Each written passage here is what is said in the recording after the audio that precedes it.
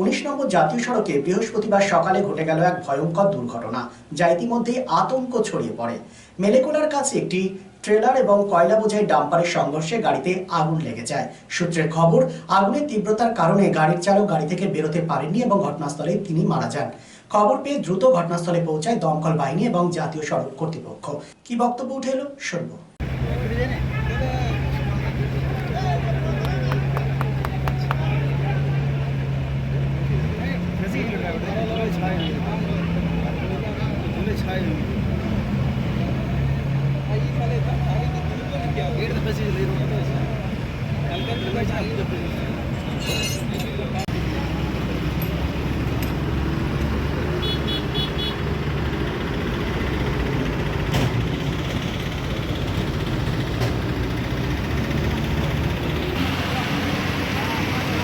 ঘটনাটা হয়েছে, আমরা খবর পেলাম আমাদের এনেছে ডলফিন নম্বর থেকে যে একটা ডাম্পার মেলাকলার সামনে অ্যাক্সিডেন্ট হয়ে গেছে, তাতে আগুন লেগেছে। আমরা ঘটনাস্থলে এসে দেখলাম যে হ্যাঁ, ডাম্পারটা ওই বড় গাড়িটা, যেটা ওভারলোড গাড়ি, যেটা বড় মাল নিয়ে যাচ্ছিলো, গাড়িটাতে পেছন থেকে ধাক্কা মারে এই কয়লা বোঝা ট্রাক ডাম্পারটা।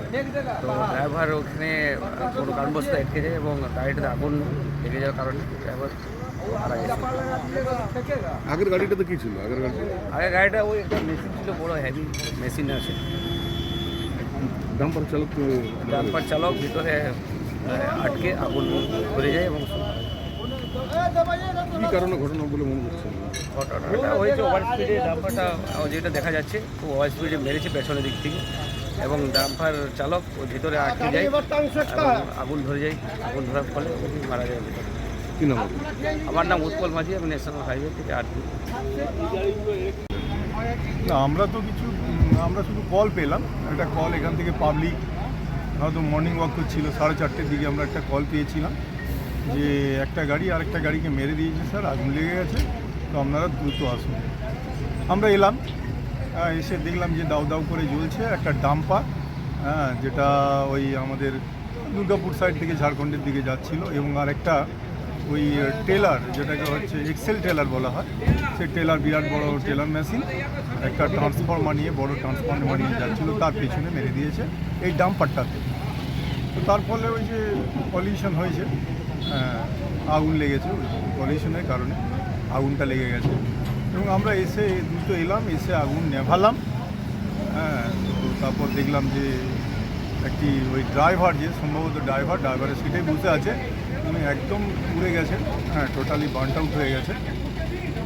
আগুন লাগালাম, এই আগুন নেভালাম। আর এই যে আপনার ট্রেন এলো, টানলো, এই লাশটাকে এবার আমরা পুলিশের হাতে তুলে দিয়ে বাড়ি চলে যাব, আমাদের কাজ শেষ। আগুন লাগার কারণ জানা যায় না, আগুন লাগার কারণটা বলতে ওই পলিউশনই হতে পারে মোস্ট প্রবাবলি। এই যে এত জোরে ধাক্কা লেগেছে, সেই ধাক্কার ফলে যে একটা ফ্রিকশন হয়েছে, যে ঘর্ষণ হয় না, মোস্ট প্রবাবলি ওটার কারণেই হয়। আগুন ওই কারণেই লেগেছিল, ওটা হতে পারে। আগুন নিয়ন্ত্রণ হয়েছে? আগুন নিয়ন্ত্রণে নয়, একদম নিভিয়ে দিয়েছি। এবং এই যে আপনি দেখতে পাচ্ছেন, ওই যে ওদিকে ক্যামেরা করুন, এই যে চার্ট বডি, পুরো চার্ট বডি আছে, ওই চার্ট বডি এখনই পুলিশের হাতে রিমুভ করে দেবো, তারপর আমরা চলে যাবো। আপনার নাম? আমার নাম Tapas Ghosh, sub officer, Asansol fire station. Lifeline Multi-Specialty Hospital boasts 500 beds across 160,000 square feet of build-up, featuring 7 advanced operating theatres, a digital cath lab, a state-of-the-art emergency and trauma unit, and a next-generation 3D MRI amongst a comprehensive basket of services. Renowned super specialists from premier institutes deliver top-tier care, supported by digitalized, integrated healthcare for seamless coordination. Lifeline prioritizes innovation and patient centricity, ensuring comprehensive top-class services. So for premier medical treatment, visit Lifeline Multi-Specialty Hospital, Kalipahari, Asansol, NH2 District, Paschim Bardhaman, West Bengal. Rico ইলেকট্রনিক্সের পক্ষ থেকে সকলকে জানাই Christmas ও নববর্ষের আন্তরিক শুভেচ্ছা।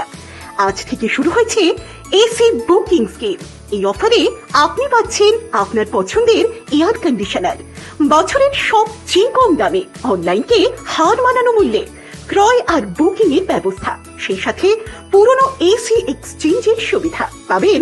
সামারে অতিরিক্ত মূল্যে কেনার ঝুঁকি থেকে সম্পূর্ণ মুক্তি, 20,000 টাকা অব্দি কার্ড ডিসকাউন্ট এবং সমস্ত অ্যাক্সেসরিজে 50% অফ। কেনাকাটা করুন বিশ্বাসের সাথে। 45 বছরের রিকো ইলেকট্রনিক, দত্তবাবুর দোকান, দুর্গা মার্কেট, আসানসোলে, যার কোথাও কোনো শাখা নেই। নিশ্চিত হতে কল করুন 9933056325 এই নম্বরে।